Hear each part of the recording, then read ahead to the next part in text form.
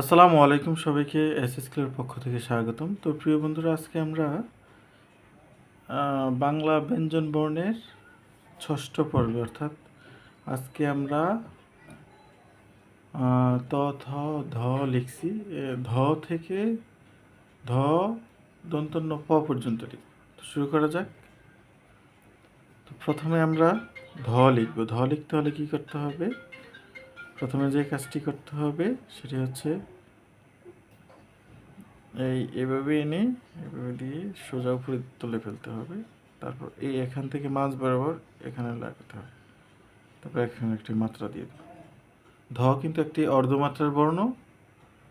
আমি আবার দেখাচ্ছি। প্রথমে যে কাজটি করতে হবে সেটি হচ্ছে এখান থেকে এভাবে দিয়ে নিচে নামিয়ে আবার সোজা উপরে তুলে ফেলব। তোলার পর এখান থেকে মাঝ বরাবর অ্যাঙ্গেল করে এই চিহ্নটা লাগিয়ে দিব। তারপর এখান থেকে দিয়ে দেব। ধ হয়ে গেল। আমি আবার দেখাচ্ছি।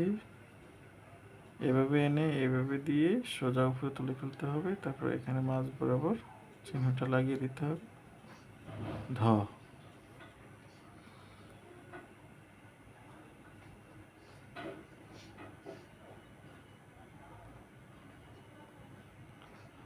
তো এই প্রতিটি বর্ণ কিন্তু কয়েকবার করে লিখতে হবে সুন্দর করতে হলে।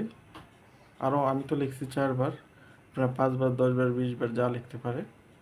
যত বেশি লিখবেন ততই সুন্দর হবে। এবার দন্তন্য লিখব। দন্তন্য একটি পূর্ণমাত্রার বর্ণ। মাত্রা এভাবে দিয়ে সোজা নিচে নামিয়ে এইভাবে দিয়ে দিতে হবে। দন্তন্য হয়ে গেল।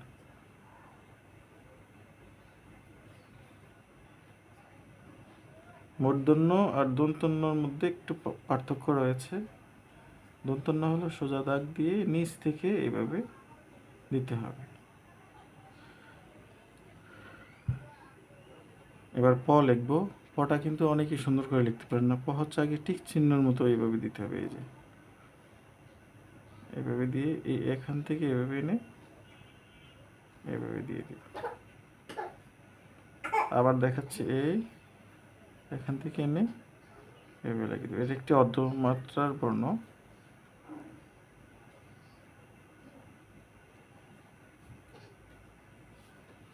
আবার দেখানো যাক।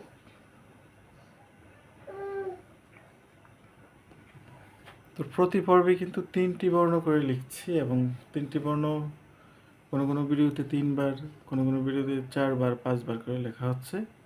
তো এভাবে যদি আপনারা প্র্যাকটিস করেন তাহলে আপনাদের হাতের লেখা কিন্তু সুন্দর হবে।